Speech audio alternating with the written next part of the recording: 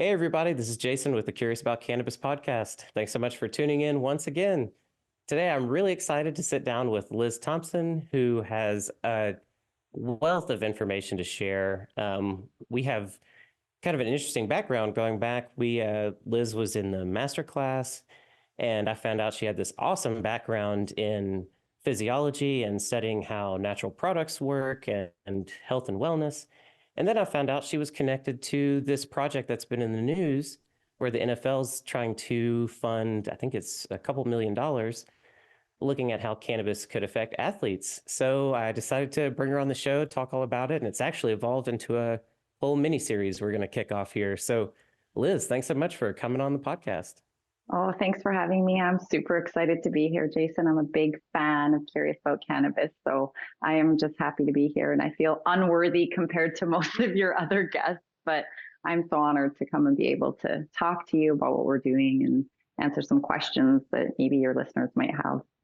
Absolutely. And I mean, we've had so many good conversations off camera, just talking about not only this project, but how it connects to a lot of core issues around access to healthcare and all sorts of other issues that kind of get pretty deep. So I'm really excited to see where this conversation goes.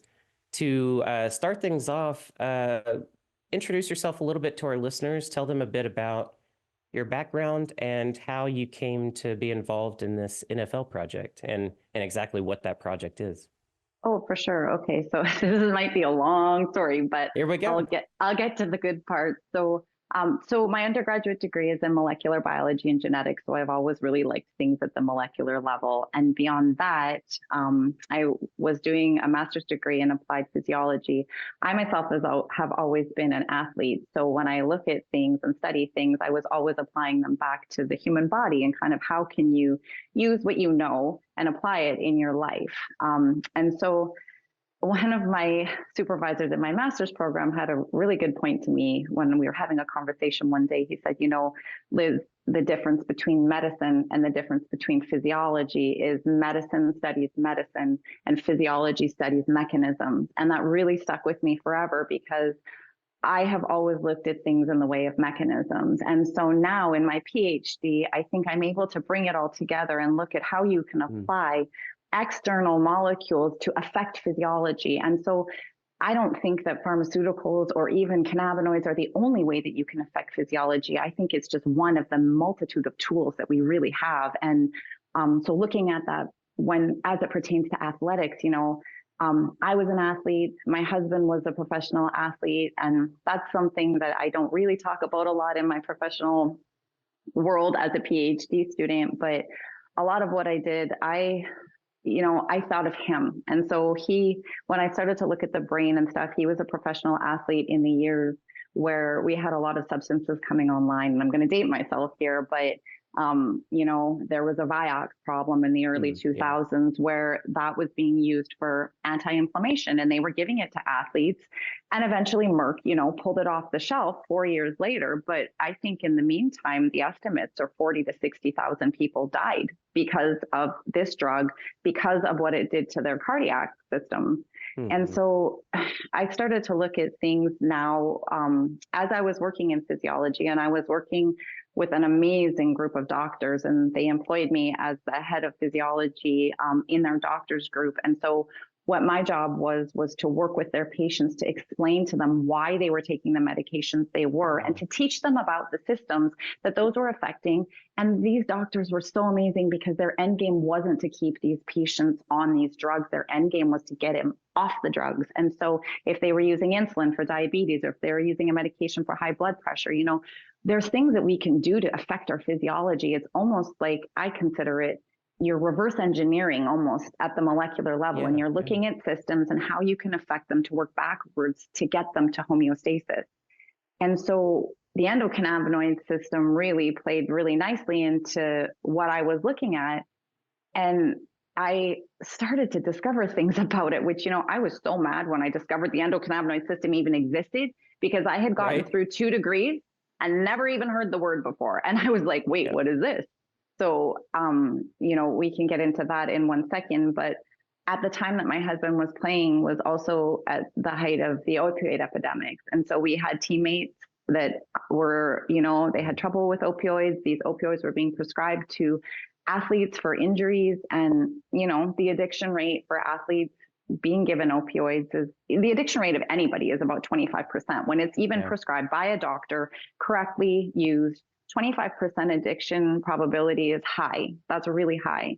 And we had teammates, that died. They died and they continued to have problems. And so the actual mechanism that I was looking at when I really started to discover the endocannabinoid system is I was looking at the opioid receptors, and I came across a publication that suggested that potentially using cannabinoids could reduce the amount of morphine or opioids that you would require to get equivalent pain reduction. Right. Yeah. And I was like, well, that's wild. How would that work? Like, what? This is crazy. So then, of course, and my supervisors always want to smack me because I'm like, oh, I got to look into that.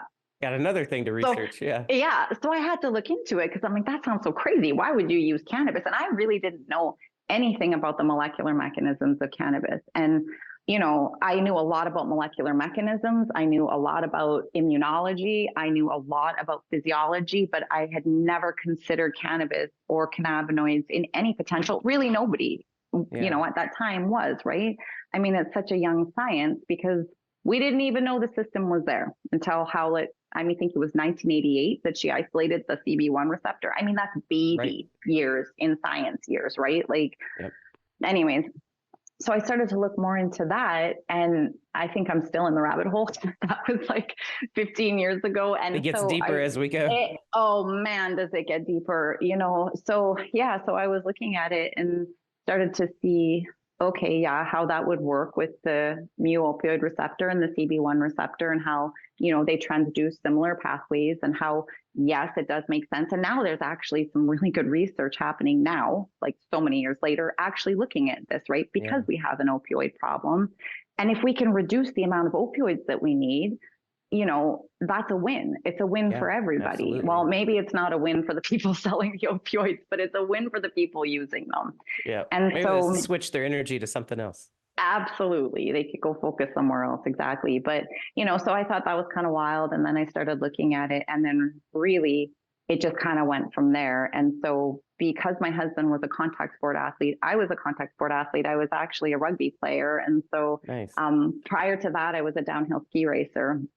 So, a bit of an adrenaline junkie, but, rugby was a contact sport, but I really thought about my husband when I was living in this world of professional sports. And so sometimes when I think about why do I even have a voice to speak about, what it looks like on the inside of athletics, but it's because I've lived in it since I was 17 years old. I've been with my husband since we were 17. And that's, a really long time ago. So he was a professional athlete. I've seen the cycle of life of the entire cycle of life of an athlete, what it looks like after you're done playing. I've seen repetitive cycles of people that we know. He still works in professional sports. And so now I look at all of the athletes that, that he coaches now, and I just see multiple versions of him. And so head contact has been a huge, people get up on their soapboxes and they talk about head contact. And I agree with a lot of it, but unless you're going to propose a solution, we don't need to hear the problem over and over again. We know there's problems there. We know, at the molecular level, sure, we can point it out. What is anybody going to do about it? And so that was why. To back up just a second, just in case anyone's unfamiliar, can you speak to any statistics on head injuries and traumatic brain injuries among athletes? Yeah. So for elite athletes, I think now the concussion rate in the NFL is roughly 8%.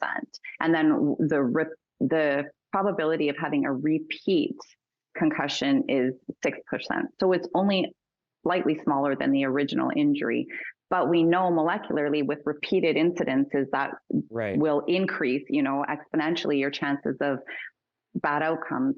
The other thing that we do know is when we look post-mortem at NFL players, so looking back in time, so we can look at them, when you look at what they died of, So there has been research that has looked at NFL players, and they see that an NFL player has a 3 times higher chance of dying from a neurodegenerative dysfunction than people that don't play contact sports. So we know that there's a higher rate of having neurodegenerative disorders. We know that Alzheimer's disease, your potential for having a bad outcome from a TBI increases with the severity of the TBI. And we know that relates to Alzheimer's. So it goes up 2-fold with a mild TBI. It goes up 4-fold with a more severe TBI. And what we know is that there is something being triggered when that impact happens. And so what we're looking at is we're looking at the secondary effects, and I'll get more into what our project is looking at, but it really is looking at what is the domino effect after the transfer, after the impact, because it doesn't end there, you know? And so the primary injury is really where you hit your head, and it's the transfer of energy, which the primary injury is the axon shearing or, you know, the actual tissue damage. But we're looking at the secondary injury, which is the molecular, the biochemical, and the cellular downstream effects after the primary injury. And that's what research really suggests is the problem, because we know with concussion that those secondary effects can perpetuate for decades. They can perpetuate for decades after the original impact. And so that's where I was like, if we could get in there, if there was a way to get in there and somehow like stick a pencil in the bike wheel and stop that from perpetuating, well, what, like, just imagine what we could do. And so when you look at the endocannabinoid system and how that in theory could work, I really do believe, and that is what we're looking at. I do think that this could be, you know, it would be an amazing thing for people that are playing contact sports. But beyond that, that's just like a little microscopic view of a larger, of the larger, you know, that's just a subset of a larger population that have neurodegenerative dysfunctions, which right now, like my spinal cord injuries, that's from skateboarding, you know, I mean. Yes. And it's not just, and that's the thing is people think contact sports, but think of it, okay, skateboarding, right? People don't put that in contact sport, but when you're thinking of impact to head, there's so many things. Like I know somebody that got kicked in the head by her kid by accident and had a concussion. Like parenting's a contact sport. Like, you know, we get nailed. But I mean, when you think about the potential to be able to address something, you know, and concussion, when you look at what is the standard of care for concussion, well, there is no agreed upon standard of care really. So when you look at professional teams, each team has their own protocol that they follow. And, you know, and there is no pharmacological option right now. There is no drug or pharmacological agent that you can use for concussion right now. Now, I believe, and I think that the people on our team, and I think a lot of people and a lot of athletes that are using cannabinoids, I do think that molecularly, because of the way that we can use cannabinoids to mimic our own anti-inflammation pathways, I believe that we really could reduce a lot of the neuroinflammation and the immune activation that happens in our brain with concussion. And we know that there is a lot of research showing that we can do this with agonists, like a CB1 agonist, CB2 agonist. We know that we can do that. And so to me, you know, cannabis was a natural fit. It's like, okay, well, why aren't we doing this? So then I didn't really want to go back to school.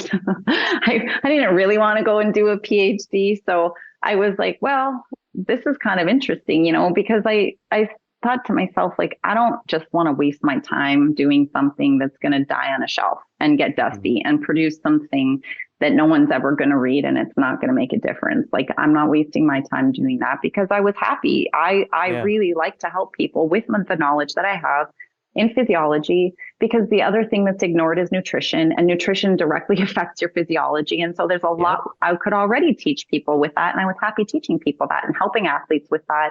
You know, I was working, training them. I was working clinically. So that was good.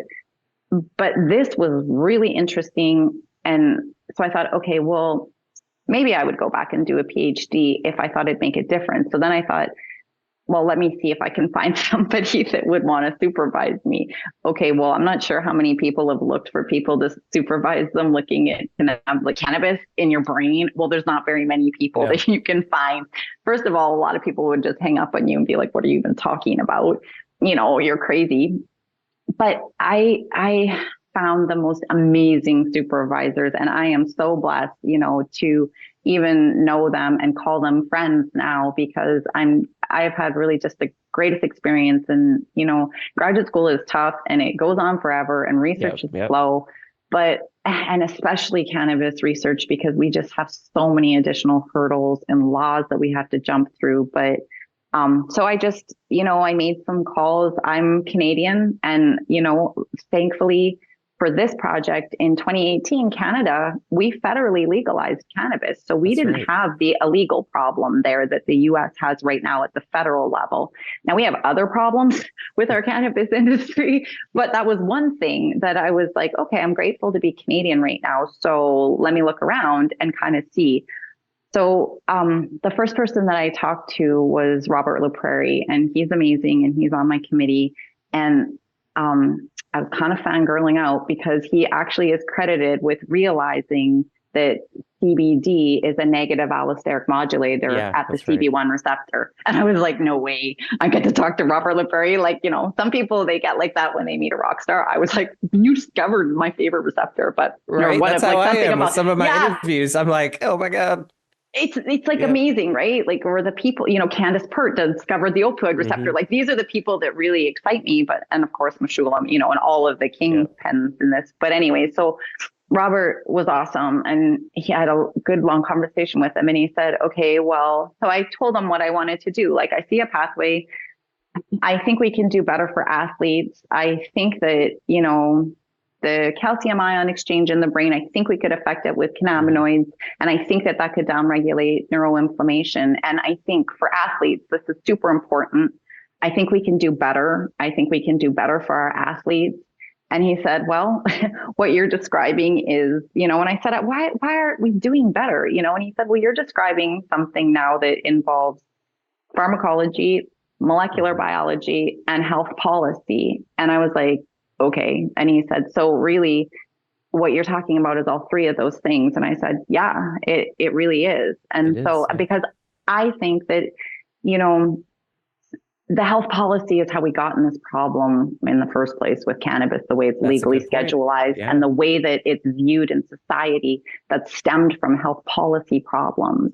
And I always thought I hated health policy, and right, but this, this It cannabis, connects. it really opened my eyes to so Hmm. many things and how so many policies are put in place and who are making these decisions. And I run that gamut a little bit with nutrition, like realizing that there wasn't a single nutritionist on the panel that put together the Mm. nutritional pyramid Hmm. like it was Yeah. politicians. And so when you start to really pull back the layers of how are these policies being put in place, I spend most days like totally annoyed and aggravated at the entire world. And I'm so mad that the reality of what we live in looks the way it does. The But tangled web we have to like unpack and oh yeah. honestly, and it is a web. But anyway, so Robert said, I know who you could talk to. I think that you should reach out to Dr. Patrick Neary at the University of Regina, because he is a concussion specialist. And he said, and I've had a few conversations with him about cannabis and stuff, and he's a little bit interested in that. And so he goes, I think that you could try reaching out to him.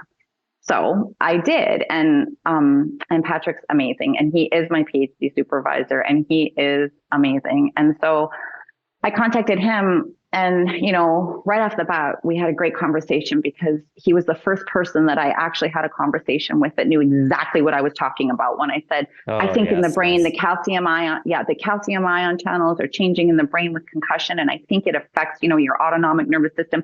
And he knew exactly what I was talking about. We could pick up the conversation, and it was like, I literally felt like I'd died and gone to heaven. I wanted to talk to him forever because it's hard to find somebody to even have that conversation with. So he said, yeah, I will take you on as a graduate student. That would be fantastic. I'm interested in looking at cannabinoids. And so let's do that. And so I applied and got accepted. And that was the year of the pandemic. Oh yeah. So Wow. yeah. So now we're Canadian and my university is in Canada and my husband is coaching in the US and now we have a border problem. And so I was like, okay, well, I can't get back across the border. And so again, health policy, it was like making my life miserable. So he said, okay, well, since we have this problem, we're going to have to start from a distance because there's still a lot that we can do without you being able to get across the border. So I was like, okay. So his university actually was like, the University of Regina was like, well, I don't really see how we could do that. And so he was like, I think I know somebody that we can ask if she would be willing to help us out. And that's my other supervisor, Dr. Jane Alcorn, and she is the Dean of Pharmacy at the University of Saskatchewan. So I'm double supervised by those two. Gotcha. Okay. So she said yes, and she is amazing at helping people really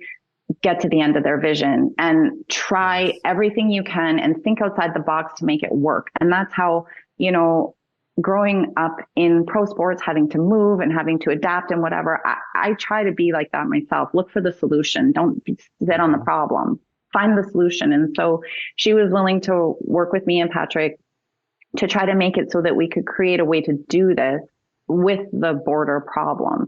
And so so she took me on. And so that was in 2020. So so that was how I got to my amazing supervisors. It's wild. And then, so then at that time, I was outside actually. It was I think it was in the July or maybe it was April.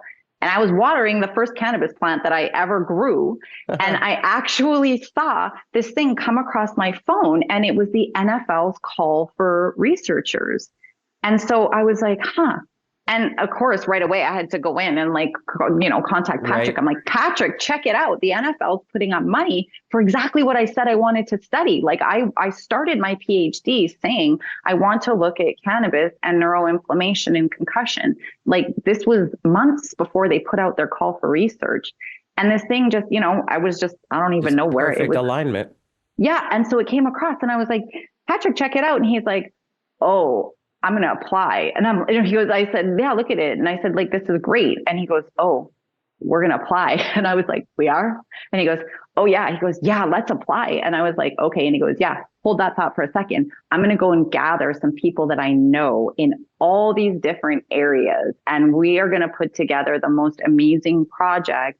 And then we're going to put that project to the NFL as our researcher application. And so Patrick's an amazing human. He has friends and he's been working, in physiology and concussion and athletics for ever. And he would kill me if I said, oh, he's an old guy, because we always laugh about it. But he's been in this industry. He's got great friends, so he was able to find, most of them are my committee members now for my PhD, but, one is going to look at the cerebral vascular changes in the brain and the cerebral oxygenation in the brain using cannabinoids. So we're going to have a look at the actual changes in the brain. Mm-hmm. We have one that's looking at the cardiovascular changes. So we're actually looking at the autonomic changes to your heart using the cannabinoids. We have one that's a pain expert that's going to look at the changes in the pain perception and the ratings of pain using the cannabinoids.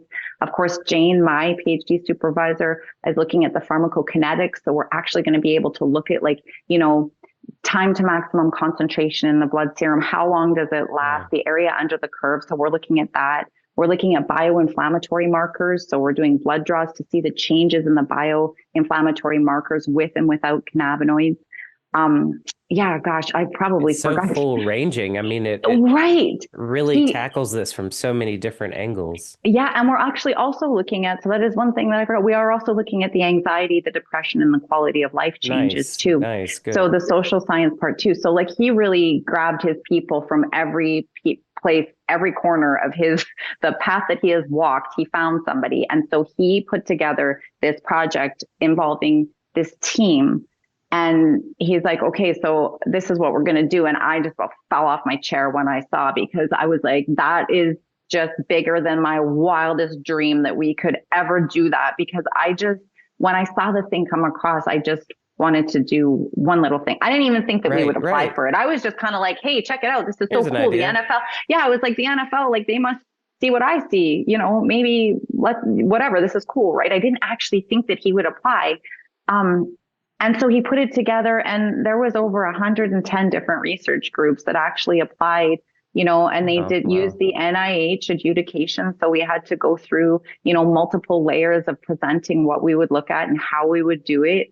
And so then we got down to the final 10. And of course, I'm just thinking I'm like living my dream here. Like I couldn't even imagine this could go any better. And I'm like, oh, that's so good. Like, we made it to the top 10 thinking like, okay, we're going to get gonged out now. And then it turned out that we got selected, and Tom Marcotte's group got selected at UC, I think they're in San Diego, UC San Diego. And so the NFL did end up selecting, we were the 2 recipients for their research funding.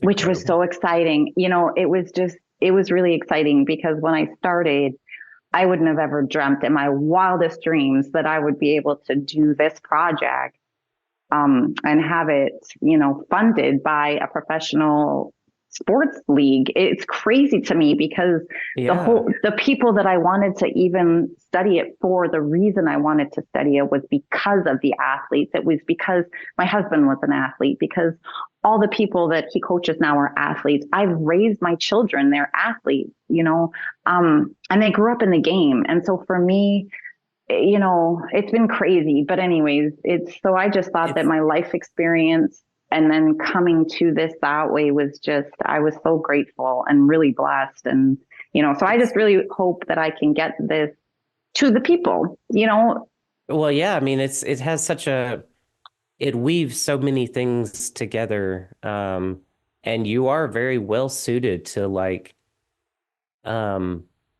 present this story really, of what this research means to people, that it's more than just like an interesting little study about, brain injuries. People see the headlines and stuff, but for you, it connects personally. And for all of these athletes and their families, it connects personally. And even beyond that as well, law enforcement and military and, all sorts of other people that experience these types of things. Yeah. It's deeply, deeply meaningful. Yeah, it really is. And that was actually the one piece that I was like, you know what?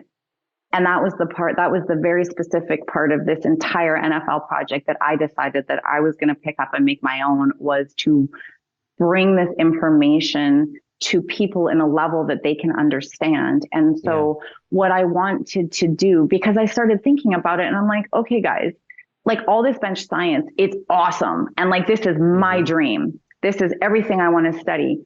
But we have a massive problem because the world is not made up of people that study the endocannabinoid system. The world and the policy makers, like our doctors don't even understand the endocannabinoid system. Most of them they don't understand how cannabinoids work with the endocannabinoid system. So statistically, we know that our doctors are very undereducated in it. So how in the heck are we going to expect the policymakers that we are going to produce this information for to even understand what we're saying?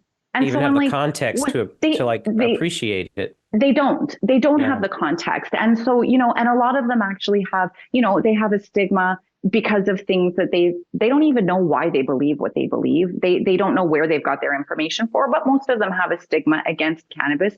They have no conceptualization at all that this has been used. It was the most used thing in the pharmacopoeia until like 1942 when it was removed. It's been used for thousands of years. Like people think it was invented with like Cheech and Chong and Woodstock. Like that's not where cannabis started. Cannabis started, thousands of years ago in Asia. It's been used culturally forever. So, I think of, okay, we're going to come up with this awesome data, or maybe our data is going to fail. But either way, we need to make it understandable to the people that are going to interpret this new knowledge, because otherwise we're never going to change a policy. If what we're after, and the athletes, and it's really funny because the reason why the NFL even ponied up the money in the first place was because their athletes were pressuring them to, because the NFL, the athletes have been asking them, you got to change the policy. You got to change the policy. And so, the NFL, they used to have a 15 it was 15 mgs per milliliter blood serum would be a positive test. Well, now they made it 150. Okay, fine. So they made it a lot higher, but why is it even there at all? Right. And so the athletes were like, and I mean, there's corporate sponsorships and you could, XYZ, you could probably think about why it's still there. But anyways, the federal legality in the States is a big deal about it. But, the players were pressuring them, and because the NFL kept saying, and rightfully so, because from the side of science, they were saying, we don't have the data. We don't have the data. And I respect that. And so then it's like, well, then get the data then. So then they put up the money so that they can get the data. And that's the right thing that they did. Now, it's not enough money because research is expensive and small drip in the bucket, but it's a good start. Yep. But it's a good start. And, but even outside of the money, what it did was it brought validity to the idea by having the NFL say, yes, we're going to put up money for research. And, it brings awareness to the concept that potentially there is something to it, and we know anecdotally, like I always say when I talk to my supervisors from I call it from out here in the wild, like what we're doing in real world, right? Because it's like what you do in research and then, what we're doing out here with cannabis and making our own tinctures and because it's very accessible to people now, but there's such a disconnect between research and the real world. And that was the place where I wanted to sit, was to build a bridge between the real world and what we know. And we've known, people that have used cannabis safely and for a long time, and they know that it has health benefits, and in research, well, we want evidence-based, it's evidence-based medicine. We want the evidence. And that's how you typically keep people safe. Although I do have some thoughts on that, but the evidence model, I question sometimes, well, if where you're getting your evidence from is broken, then how, right, exactly. Well, no, because especially for cannabis, because you think legally, okay, well, in the US, it's still a Schedule 1 narcotic. So you can't do the research on it here because, it's nearly impossible. Researchers, basically when they changed the laws, they handcuff researchers to do any research on it. And so when they say we don't have the data, it's not because researchers haven't tried to get it. It's because they have laws and policies in place that have now titled this thing a narcotic because people just decided it was now in a new category. And that pretty much killed research. And with that, it froze people's understanding and education in time. We have been frozen in time with research because of policies. And it's not because the plant doesn't work. And it's not because, medical patients just want to get high. That is not true. Medical cannabis patients don't want to get high predominantly, and there's ways that we can do that. You can mix ratios and stuff and you can keep and again, as most of your listeners probably know, there's so many bioactive molecules in the cannabis plant, like 500. THC is only one of 500 bioactive molecules, but every law is it's based around THC. Focused on that, Right. So take THC out of it. That leaves like 499 other molecules that can do a lot of really cool things over here. And so, I'm thankful for my education and my molecular understanding because it's like, oh, that's cool. And you start to see what you can do. And then I really do have a good understanding on how it can be used, with neuroinflammation and neurodegeneration. And, at the very least, it will develop a whole new scaffolding for a drug category. Exactly. And the types of research it'll spur later, whenever the kind of final narrative comes together from all of these studies and how they connect, what that will inspire. It's a snowball effect. And there's trying so to much understand and fill the gaps and And there's so much there, and what's really exciting now is, because researchers are smart too, they can get pretty creative to jump through some hoops to get research done. Right. Yeah. So, there's especially a lot in of this space. Absolutely, because you have to be creative. You have to be creative. I mean, and you have to really be in it for the long haul because nothing's happening quickly here because of all the legislation. But, there's just great research that doesn't involve THC. So there's a lot of things that you can do, even looking at terpenes, like beta caryophyllene research is amazing. You look, okay, so beta caryophyllene can hit the CB2 receptor by itself as an agonist, and now they're looking at, oh, well, maybe it's actually a MAGL inhibitor well, that's cool because it would increase 2AG. So I just read a paper on that. I'm like, well, it's fascinating. And which Like could then lead to some indirect CB1 activity. Absolutely. And yep. Well, absolutely. And that's how CBD, blocking or like inhibiting the FA enzyme, it increases your anandamide. And so there's so many things that you can do. And neither one of those were THC. Like, Yep.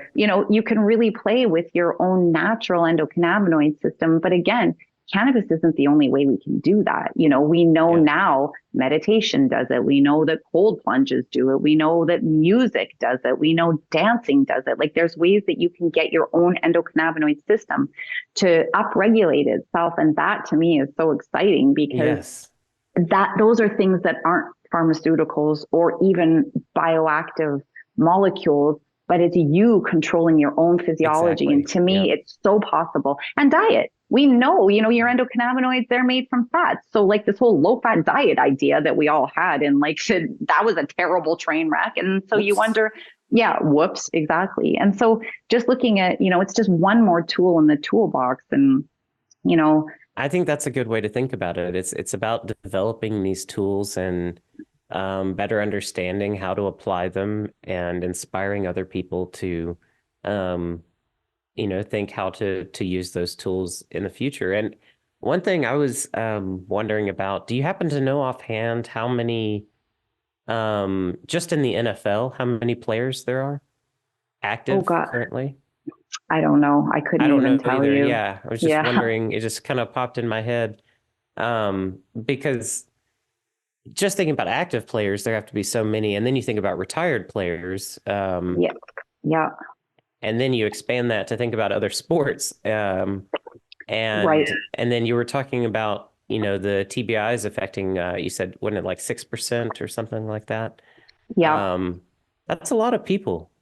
It's a lot of people. And even TBIs, like, so you have concussion, which is like MTBI, it's like, it's a little bit of a smaller traumatic brain injury, but then you have the TBI, grand scale TBIs when you're having like a car crash and whatnot. But the cost to society for, the healthcare for people that have TBIs and the downstream of that, it's very costly to the country when there's potentially things that we can do, to reduce the neuroinflammation that would then reduce the downstream effects. And so, outside of quality of life, it can also reduce the cost, the healthcare cost, if you can kind of cut the cascade off at a certain point to where, the dysfunction's not going to happen. And so for me, concussion has always been something that I looked at because of sports, but, in the brain. But again, the endocannabinoid system is so fascinating because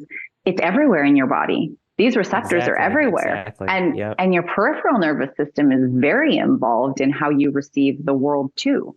And that's how your autonomic nervous system, which you're not controlling at all, is sending signals always to your brain about, necessary physiological changes. And so, a simple example is if someone jumps out and scares you, well, your heart rate goes up. Right. Well, you didn't tell your heart rate to go up. It went up because your body had an impending threat. So you need glucose fast, you need oxygen fast. This is survival mode, right? So you think about your autonomic nervous system and how things outside of even your conscious control. Right. And you can get in there, we know, like when you look at the receptors that CBD can work on, you can really work on your autonomic nervous system. And that's where I think a lot of the stuff that we see with, anxiety and, so many of the things that we see now, like a sympathetic dominant, like the fight or flight, and we know physiologically that's a disaster. You can have bad cardiac outcomes. You can, if you're stuck in a sympathetic system all the time. Yeah, it's very unhealthy. Yeah. It's super unhealthy. And so when you look at how CBD can really get in there and increase the inhibitory pathways instead of the excitatory pathways, concussion is all excitatory pathways. Your glutamate, which is your excitatory neurotransmitter, when you have, you get hit in the head and that energy transfer comes in. Well, the way that our nerves work, it's electrical. So it's an electrical current that changes to chemical at the part of the synapses in the neuron. And so you really, to conceptualize what's happening in your brain, you have to understand that it's all ion exchanges. Like it's not even chemical. So when I look at the human body and you go backwards, You think, okay, well, you have a human body, which is a physical thing. Well, before that, it was a chemical, exchange. Mm-hmm. But before a chemical exchange, it was physics. It's ions. That's how your heart beats. It's depolarization. And so when you really look at the power of understanding ion exchanges and things that like we'll never visually see, you have to be able to conceptualize it in your brain. But I mean, we have cell phones. How do you think that works? It's ion. This is energy, Wi-Fi, cell signal, how you and I are talking right now. It's fascinating. And your body is run by the same things. And, plants are run by the same things. And so when you really start to mirror even the universe, like how all these things operate, but it's such has a very like fractal nature to it. Absolutely. But it's empowering to know that you do have quite a bit of control over your own physiology. And so, instead of being like, oh, I'm doomed. And that's the part of epigenetics that I love, in the 90s, we used to think, well, your genetic code, whatever you're coded for, that's the blueprint. That's what you're going to turn out to be. Well, we know now that the code is there, but you still have to turn it on and off. And that's epigenetics. And so transcription factors in your DNA is what comes in and it tells the DNA what to turn on, what to code, what protein to make, what protein to not make. So when you look at concussion, you think, so with that energy exchange in your brain and the ions moving down and affecting a neuron a certain way, how could that potentially turn on and off transcription factors, And we know CBD, the PPAR gamma receptor, which is one of the receptors that CBD is an agonist of, it's a transcription factor. It goes into the nucleus and it codes for certain proteins to be coded. So again, I think back to athletics. And so then I start thinking about, WADA, which is the World Anti-Doping Association that makes the rules for what is allowed and what is not allowed. Yeah. They decided in 2018, so cannabis is allowed or is not allowed according to the IOC and WADA. In 2018, they removed CBD from their prohibited list. Yeah. But they left THC in there. So what is that about?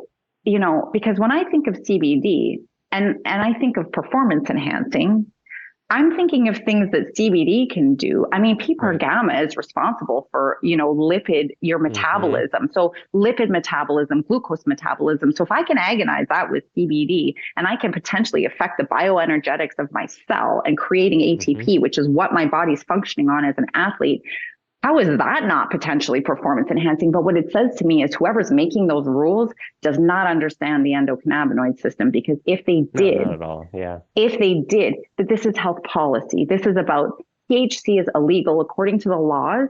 So we're going to leave it in the prohibited category. Keep it in the cage. Yeah.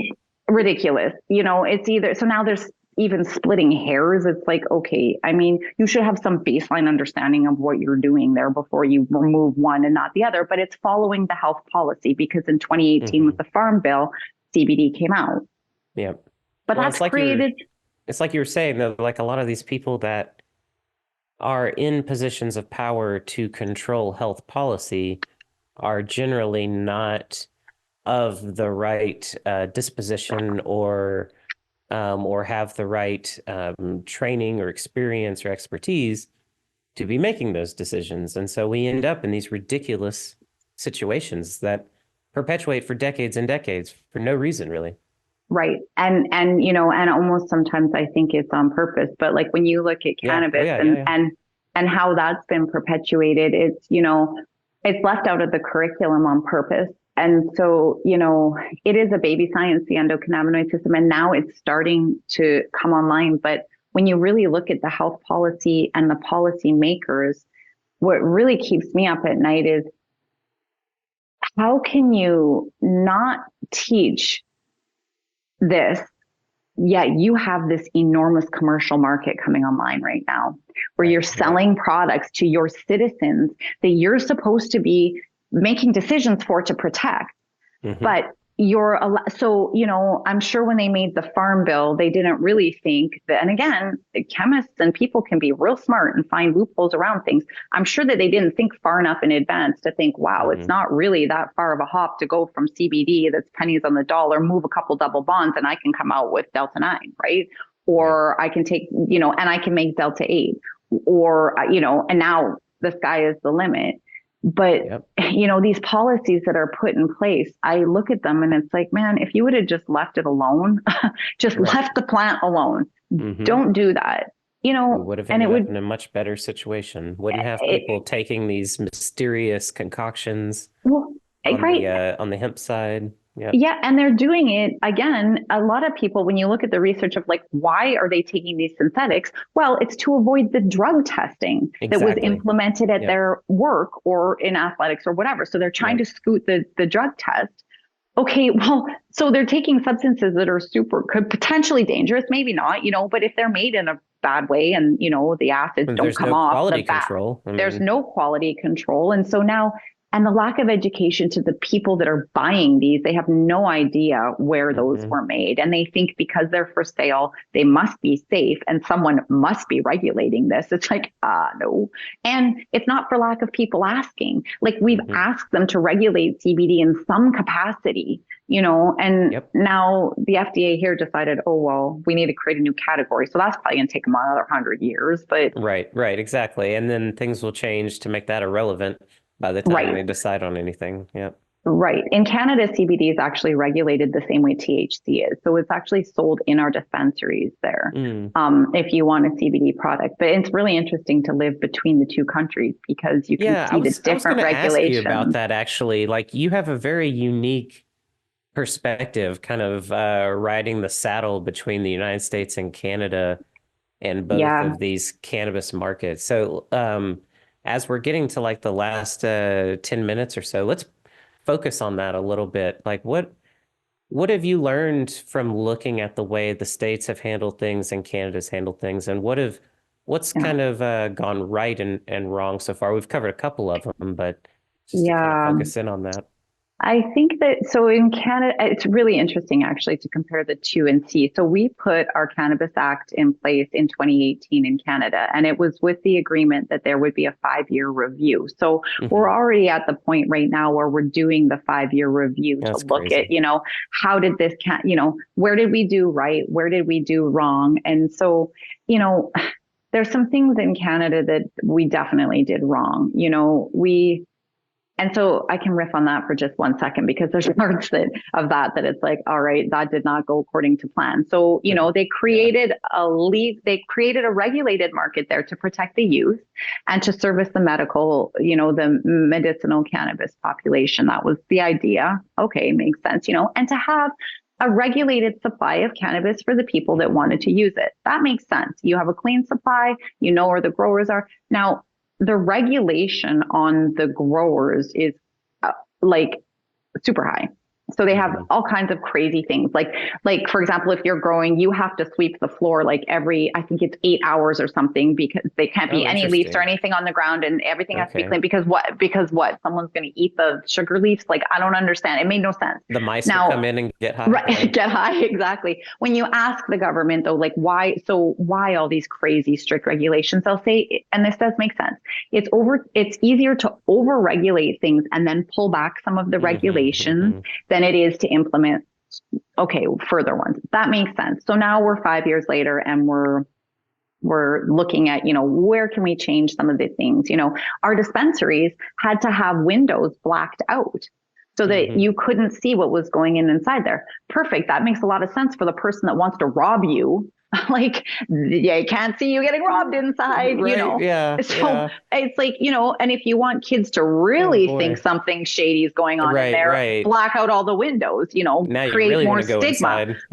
Or create more stigma, like something real bad must be happening in there if we can't even see what's going on. So a couple of provinces, I'm from Alberta, they got away from that. They don't have to block the windows out anymore because it was a safety concern, honestly. But what it really did was, and because I kind of look at it like I'm between, I consider the athletic approach as being different from the recreational use, which there is recreational use by athletes for sure. But where I'm looking at it for concussion and stuff is, so you have a recreational use and then you have a medical use of people that actually have, epilepsy or cancer or something. So there's those two. And I see athletics and where we sit as a therapeutic use. They're not sick. They're not sick. They don't have a pathology that they're addressing. Concussion, maybe they do, but in general, they're looking at it from a way of health. And so, they can use it recreationally, but that's a different conversation. But when you look in Canada, what happened with their legal market, just one example is, so if I'm a grower and I'm growing a supply and I sell it into the medical market, I have incrementally more paperwork that I have to do to sell that in the medical market. Yeah. Now, our medical market works a little bit differently, where a patient orders directly from a licensed producer, and then the licensed producer mails them their product. There's no personal interaction, which I don't like that as somebody that I think there's a lot of value in social connection and also, patient engagement, knowing that somebody is building. Yeah. I mean, I think that was a mistake, but whatever. So the people that are growing for the medical market have to do a lot more paperwork. Okay. So if that same grower can grow the same product, but sell it into the recreational market, they have significantly less paperwork to do. So what happened? Well, we've lost a lot of our medical growers because they're like, well, why do I want to do extra work? Like, I can grow the same thing and I can make as much money, and sense. Also our medical market, which makes no sense, product is more expensive. So they're passing the cost on to the patient, whereas in the States, product is cheaper. Now, we do have, for medical users, our product in general is way cheaper in Canada. Like, it's crazy how cheap it is compared to parts of the States. But particular to a medical patient, their product is a little bit more expensive. We do have compassionate pricing. One thing where Canada, I think, has done an absolutely outstanding job is with their vets and their first responders. Our government will actually pay for, I think it's 3 grams a day for them to have their cannabis. Really? Yes. Where if you split screen that to the US, their vet doctors, the veterans doctors aren't even allowed to talk about cannabis here because because it's Schedule 1 and it's federally illegal, and the military is federal, right? So those doctors can't even talk about it. And when you think of the value, I think of vets a lot because when we look at concussion and you look at the setup of professional athletics, it's very similar to the military. In a lot of ways, there's a lot of parallels between, the way of life of the guys and the families. You have to move a lot. You're your community is your teammates or your unit in the military, but also the physiology of the benefits that we could really get from this plant. For both of those, I think both of those groups, populations, there's a lot to be had there. But anyway, so that's a big difference, is the way that we treat our veterans in Canada. Now, of course, the government has watched the amount of veterans and the increase in cost of the amount of veterans that are using the product. So now they're, kind of backtracking on, well, what qualifies as used, because but cannabis in Canada is very cheap. And so again, when you think about the cost reduction, if they can use that, and as our country, our healthcare is through, and that's another big difference between Canada and the US, is we have our healthcare is provided to us by our country. And so our income taxes are a bit higher. So it's like we prepay our healthcare, right? So if you think of the cost savings, really, if the vets and first responders are using cannabis for X amount of dollars, instead of drawing on other healthcare provisions, the mental health, the, self-harm, accidents, other overdoses, other things. Well, maybe we're actually saving money. So it costs us X amount of dollars in cannabis costs. Yes, but we're saving a lot of money over here, and their quality of life, it could be improved, and it is improved when you look at that statistically. But the differences and things like that, we're a world apart, really. That's super interesting. Yeah. I think Canada, though, I think that there's a lot of lessons to be learned from how we did it there. We did some things right. I think federally descheduling it was I think that was great. And I think that, the lessons that we have from doing it and now reviewing it, I think that the US and the States here could, they could learn from us. I think that we did make a lot of mistakes along the way for sure. And we're trying to get better. They do listen, and our government is listening to people. It's tough though, because it's a very established commercial market there now. Yeah. Super complicated. And it doesn't make it any more easy for people to understand what's going on in there either, because, they don't really understand, well, how could this be medical when kids are using it after school under the bleachers? It's like, it doesn't align to them, but it's like, it's so much more than that. It could go on and on forever about how, the lessons to be learned from cannabis politically, health-wise. It's prime time. Like, the United States is now talking about rescheduling or descheduling. Like they really need to be looking around and trying to learn from what Canadians have learned about, just like you said, what went right and what needs to be tweaked. Because once you do make a change that big, like you're saying, things get established, and then it can be challenging to make substantial changes to the system once it's going, just because it's just got a lot of players, a lot of interests, a lot of things that, moving, a lot of money. And so it's important to take the time to have that consideration. And I really, really hope we see descheduling in the United States rather than going to Schedule 3. Yeah, but I agree. I agree.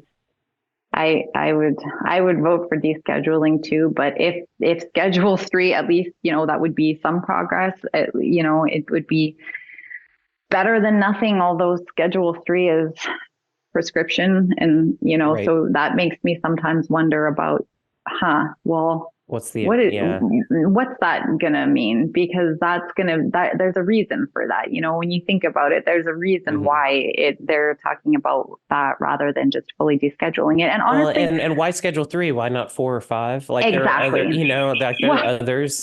Exactly. Well, and on that note, it's like we have FDA approved cannabis medication right now, dronabinol, Marinol. Those are already, that is just a THC isolate. That's it. The only thing in those, we have Epidiolex, which is just CBD. Those are FDA approved, right? It's like they're already prescription medications, but it's like, I think that the patentability of products, because the cannabis plant has so many fantastic bioactive molecules, the patentability of different combinations of those, the sky is the limit. I think there's going to be a ton of products because the way that those molecules work, they do work, the physiology of how they work. But I just don't think that we can ever take it away from the plant. The plant has everything it needs. And also, another thing that keeps me up at night is the socioeconomic part. When you think about in certain cultures, you think of places like in Pakistan, they have these valleys there. They can't afford any medication, but they use this plant for so many different things. You can grow it yourself. They use it for toothaches. They use it for stomach aches. They use it for blood pressure reduction. And physiologically, yes, that does work. So why should these people who can't afford medication not be able to grow this plant and use it the way they always have culturally? Who is anybody to say, no, you can't use this plant now? This plant was here before any of us were. Right, exactly. Who's coming in here making these constructs of, now it's bad. But you can grow opium poppies, and that's legal. You can grow all these other things that we derive all sorts of lethal drugs from. Those are all fine. But... Right. Well, and can you imagine? Just knowing a few things of the plant kingdom, think of the things that you or I could grow in our garden and know what we could do with them, right? It's and they wouldn't even know because they just, they swung their camera to look at the things that were legally triggering. And so now, it's all about that. But it's like the things that we can use that haven't swung any cameras to look at it, like there's no laws against it. Right. Yep. But now, and that's why the war on drugs was just such an abject failure because, they put these policies in place and really the damage that those policies did far outdid the damage that the plant ever could have done, Absolutely. Generationally. Absolutely. It's just, Oh, and It sort breaks. of thinking about like you were talking about with traumatic brain injuries and tracing the cascades of effects through the body. We're still unpacking the cascades of effects of damage and things just from the Yeah, policy side. absolutely. And Yeah, that's the thing is there's so many mirrors, when you look at the plant and how what happened there, it just mirrors so many other places in life, or yeah, in our body, or you really start to see the fractals of the setup of that's right. things, and man, it just, and the health policy, like again, I think cannabis went through a lot of health policy. Obviously, it created this whole war on drugs thing. Hmm. And then even just more recently, you look at what happened in the pandemic and some of the health policies that were Yep. put in place there. And, uh, you're sitting there asking yourself, who is making these decisions and what are you basing it on? And, but all of us are, have to comply with this or we're going to get, whatever, Right. And you have no can't go to time to school. Right. process even. You just have to do, so these policies Hmm. are put in place and the damage that they did, like, by shutting the schools down and whatever. And I know that you can say, just anyways, I won't even start on that, but Oh yeah, just no, I totally understand. Yeah. the implementation of the policies, again, I think are so much more harmful than what potentially could have been, and Yep, I with agree. cannabis, it was just the history of cannabis and the history of how politically that came to be was, you know, It's a some, big lesson we can learn from that applies to way more than cannabis for sure. yeah, absolutely. And, Yeah. that's one thing too, that it really, sometimes I wish I never would have learned it because you can't unlearn it. Once Right. you learn You it can't and unsee it. you cannot unsee it and you start to see it everywhere. And Hmm. when you think about how many things were at play when when cannabis was now made federally illegal and the policies were changing regarding it and how amazing it was that it was, within the course of a few years when they put in prohibition that, I mean, it was just years before that, they were using it for everything in the Yeah. pharmacopoeia because Yep. it works. But then we socially constructed this idea that it's bad now. Yeah. So now they started, the whole reefer madness and everything. And now literally generations later, we're stuck there Yeah. because we haven't been, I mean, we're still censored to be able to Oh even yeah. talk about it. And now we have social media and stuff where anything cannabis is censored. It's like that is a really bad harm reduction strategy. Right. Right. Education is the harm where you should be teaching Yes. people about it, including your policymakers, because they're Hmm. making so many mistakes, but like, No, we but rather put yeah, our heads in the sand and just try to well, keep progressing yes. ignorant. And yes, and that's kind of the thing now looking at athletics. And that's sort of my message to the teams is, cannabis isn't going anywhere. So you Hmm. cannot stick your head in the sand anymore. And we understand physiologically how it works. And we want to produce data. We know how it works. I should back that up so I don't get smacked by my supervisors. We know how it works preclinically and in animal models. We have Yeah. a shortage of being able to do human research because of the health policies Right. that were put in place. We haven't been able to do it on people. So that's why this project is so exciting to me because we're able to study it in actual humans, not mice, Yes. not petri Yep. dishes, not like cell cultures, in actual humans, because forevermore the doctors are saying we don't have human data. Yeah, there's a reason for that. It's because Right. your health policies prevented it. It's not because we haven't been trying to get it. But that's why this Yep. is so exciting that we can come out with some data, good or bad. It's progress because we've been found a way to be able to do it. And now, we're getting there now and we got our ClinicalTrials.gov number. And so that's super exciting. But the lessons to be learned from it, go far beyond the physiology and to the athletics teams and stuff. I would challenge them to really start thinking about how their policies are put in place and Yeah. who's making these decisions. And the athletes are all at the helm of these decision makers. They have to do what they're told. And that's Yep. one of the things. And I think the mental health aspects of that. And when I think of them and military, they have no agency to make decisions for themselves about Right. their own Right. bodies in a lot of ways. And if Yep. you think of how damaging that can be to a person, we are the only person that lives inside our body. And in athletics, they can tell you, well, you can't use this, you can't use this, you can't use this. Okay, fine. But now with cannabis, it's like, well, what if I want to use that instead of what you're telling me I have to? What if I would rather use cannabis than tramadol or toradol? Yeah. What if well, no, That's a we big say you one. can't. Yeah, but I live in my body. And you know what? After I'm off your roster, I still have to live in this body. And so the decisions that are being made for them, because they're valuable while they're on the roster. And same with military. The military men are valuable while they're in service.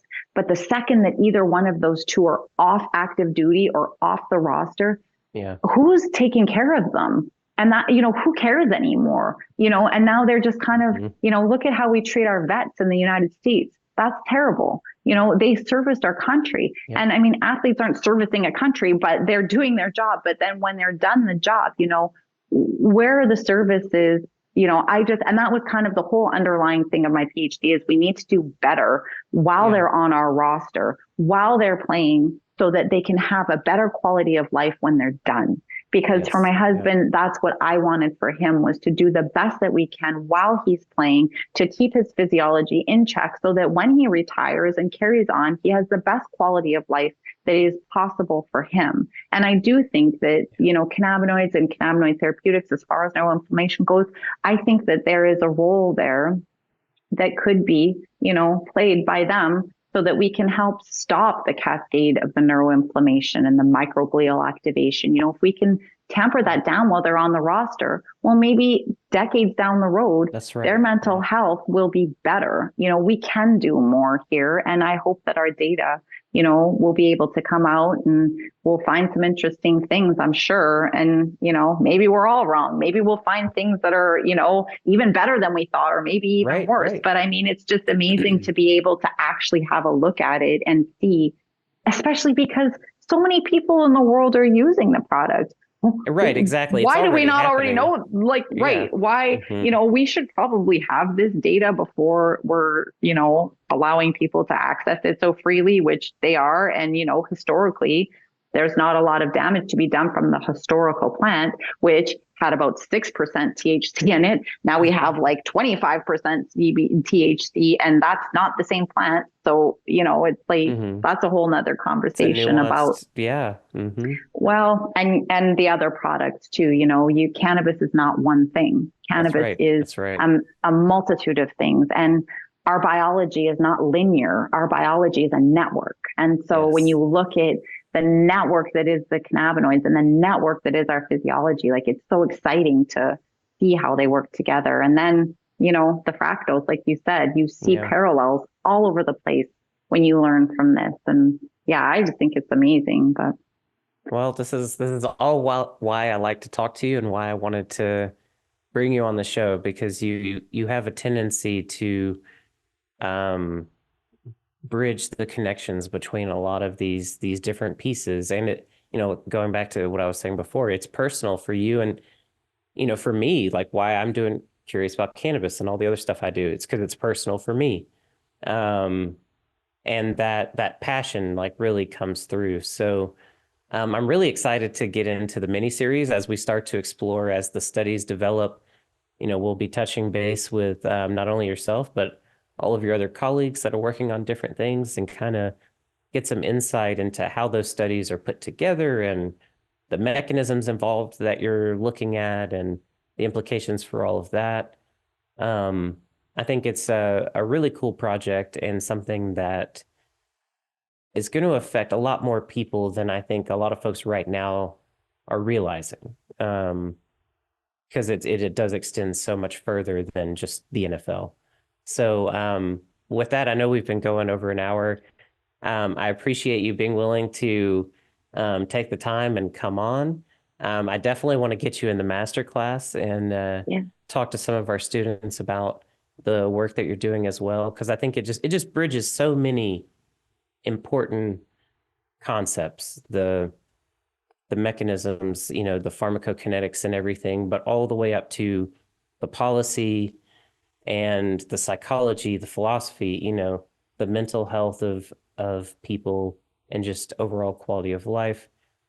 It gets people thinking, and that's extremely important, more so than ever. So thank you for taking the time. And to kind of wrap up, let people know how to learn more about the study and your work and everything, and anything else you want to share in our last few minutes here. Oh, for sure. Well, I am just honored to be on your podcast at all. So thank you for having me. I am just happy to be here. And that is what I really want to do, is just get people thinking, just like you did, make people curious. And I think that, with cannabis, I think that there's a lot of questions, even whether you use cannabis or not.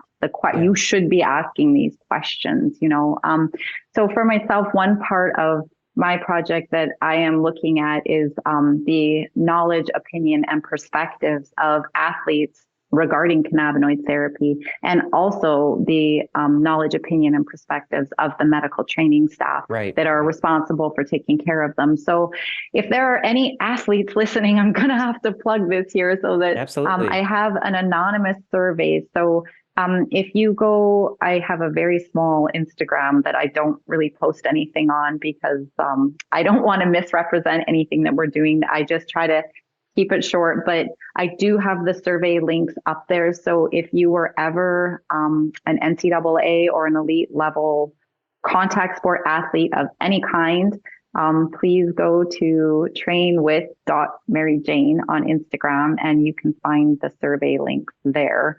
And also there's a link there for the medical training staff as well, because I am trying to get an idea of what does the landscape look like in there. And that was my part of, suggesting to them that maybe we should do a litmus test on what do people even think. Now I have some ideas about what athletes think, and I have some ideas about what the medical training staff thinks. And, maybe those two don't really line up. But so my data is going to be produced to show, what do they think about cannabinoid therapy? What have they been taught? Like we know the education is lacking in medical training staff. So I'm hoping that we can get a good understanding of what they know. So if people are athletes or medical training staff, they can find me there. Okay, you're gonna have to edit that because that was way too long. Yeah, no, that was fine. That was totally fine. And then there's also the website, and it's just trainwithmaryjane.com. Yeah. Trainwithmaryjane.com or Mary Jane Athletics. They both loop to the same place, and you can find the surveys there. And they're totally anonymous because, as with anything, I think that it can be a touchy, it's a touchy subject for some people, and even trying to engage people in conversation, more so in the US than in Canada. That's a big difference. In Canada, it's been almost normalized. And, that being said, I just would like it to be known that when we legalized it in Canada, people didn't all of a sudden just start using cannabis like crazy. Like nothing happened. It wasn't some big, everybody turned into, I don't know, Cheech and Chong. That didn't happen. Like we legalized it and it was a total fizzle and nothing. And so, in the youth actually went down a little bit, and now it's gone up a bit. But it wasn't like everybody just started there was smoking weed like crazy. No, and so this terror of that, we did it. It didn't happen there. And, the people that use cannabis are already using it. Well, for the most part. And so it's just a matter of safe legal access and quality of product and harm reduction. Yep. And that's the message to the athletics too, is it's like your guys are already using this. So if you want to stick your head in the sand and pretend that they're not, then in my opinion, that's negligent. You're not taking the best care of them that you can. You're not providing them with the answers from their medical health care practitioners that are responsible for their well-being. And that communication shouldn't be stifled, because that's not good for anybody. There should be an open communication for safety, but also for if they want help to understand how to use it therapeutically, then you should also be educated enough to be able to provide that, because now the product is accessible. They're not breaking any laws in most states now by accessing the product. It is not illegal at the state level. Federal is different, but these guys aren't doing anything wrong. And so sticking your head in the sand, pretending it's going to go away, or punishing them for doing that when you look at other substances that aren't punished in the same way, just makes no sense anymore. No sense Yeah. at all. So I'm hoping that if there's athletes listening, they can go to my survey so that it's a chance for them to have their voice be heard. And so Absolutely. my idea with that is just that, rising tides will lift all boats. And so That's if we right. can show, people want education and they want to know more, And that can then follow.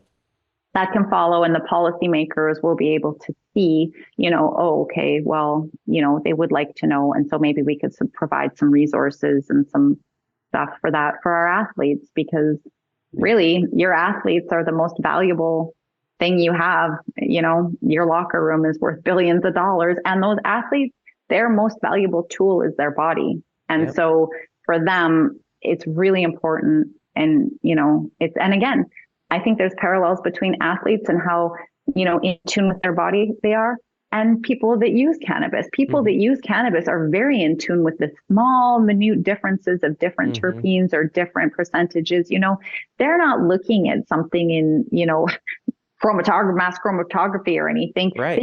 They feel it. They feel, oh, that one made me feel this way. That one made me feel that way. Well, athletes are also known to be very in tune with their body. My groin's a little tight, or, oh, I'm a little tired. They have a heightened perception of themselves. And people that use cannabis are also very in tune with their bodies too. And so, those are things that we should be welcoming people to pay attention to their health, where we have enough people that just ignore it altogether and hope for the best. But yeah, no, it's a promising future. I mean, and we saw like the NBA change their stance. It's the dominoes are falling, and so it's a matter of, like you said, developing the right education, information, and knowledge so we can best support the athletes. It's a win-win for everybody, for the companies, the athletes themselves, and their families. And I think the families of the athletes often get forgotten about, but they, end up having to deal with, anything that happens to their loved one, and end up taking care of those athletes as they get older and have to deal with these cascading problems and things. And so it really runs deep. It's important work you're doing. I'm excited to see how it all develops. I appreciate you being willing to be open about all of the work you're doing and to come on and share about it. So again, just to reiterate, any athletes or trainers or healthcare professionals that work with athletes, either one, go check out trainwithmaryjane.com or maryjaneathletics.com, or trainwith.maryjane on Instagram.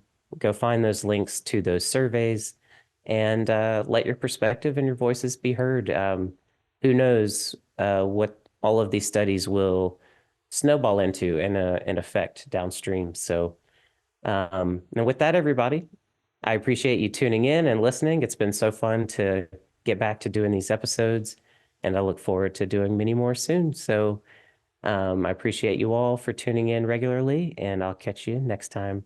Stay curious and take it easy. Bye-bye, everybody. Bye.